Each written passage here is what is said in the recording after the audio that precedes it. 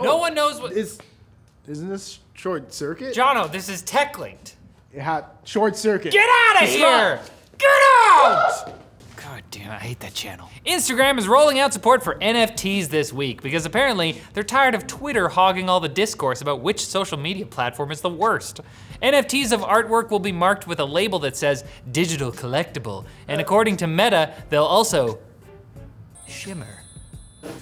Instagram is apparently even working to enable AR NFTs so that you can liven up real world spaces, in a sense. Facebook itself will also be offering NFTs soon, and we may even see them on WhatsApp and Facebook Messenger, as Meta appears to be attempting to try and make it appealing for creators to use its services as a primary revenue stream. The company reportedly has plans to allow buying and selling of NFTs directly on its platforms. We'll be sure to get right on creating an official Linus Face NFT for the highest bidder.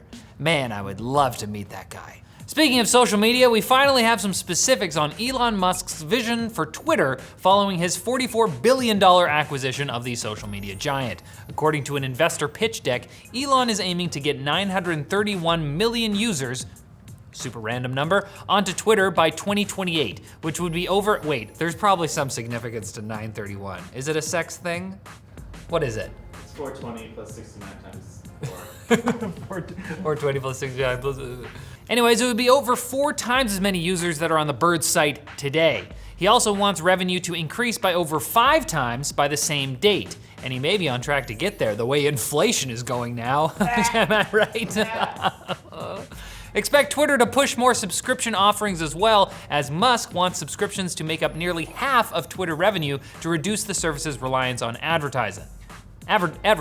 It's unclear exactly how Elon will get us to pay more money to be miserable online, but then again, people still play League of Legends, so. And some potentially significant news for those of you struggling to afford your monthly internet bill. 20 ISPs, which cover 4/5 of the US, have agreed to either lower prices or raise their speeds, with the idea being to allow lower income households to have a solid home connection for $30 a month or less.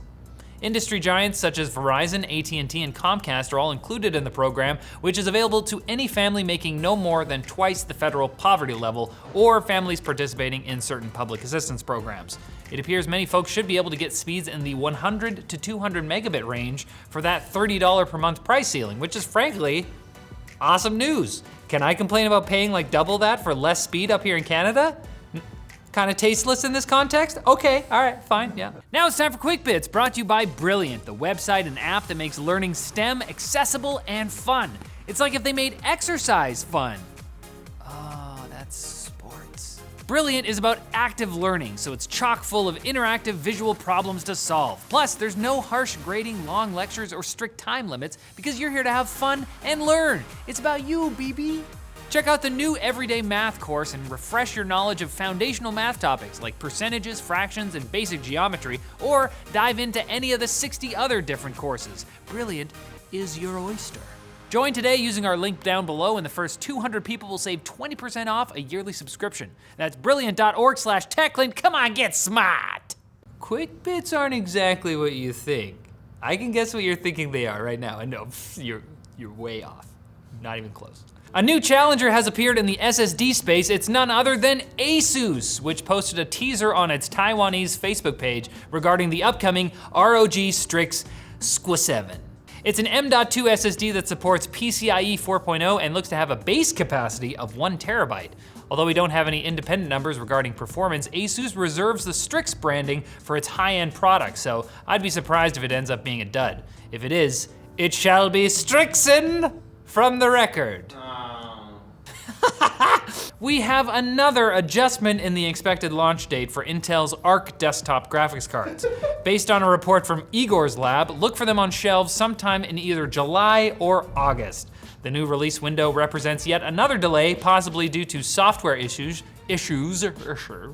such as problems with the driver. There's also a chance that we may have to wait even longer than August, and I just hope that we can get them from a retailer from a reasonable price and not from someone who also scalps Yeezys as their side hustle. If you had issues with Xbox Live this weekend, you weren't alone, as the network suffered 2 outages. The first started on Friday afternoon and wasn't resolved until Saturday morning. Oh, the worst time. with the second outage starting just a few hours later and extending well into the night. Some users were even having problems with video streaming apps like Netflix and offline play. What's next, a smart treadmill that won't let you run without a connection? Is this a real thing? John wrote this. Is this like a Peloton? Is that what?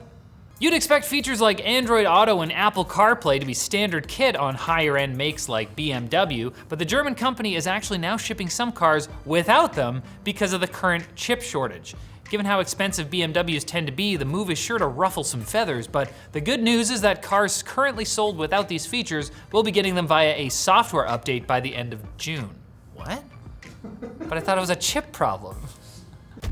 You wouldn't download a car, but you can download extra chips for your car.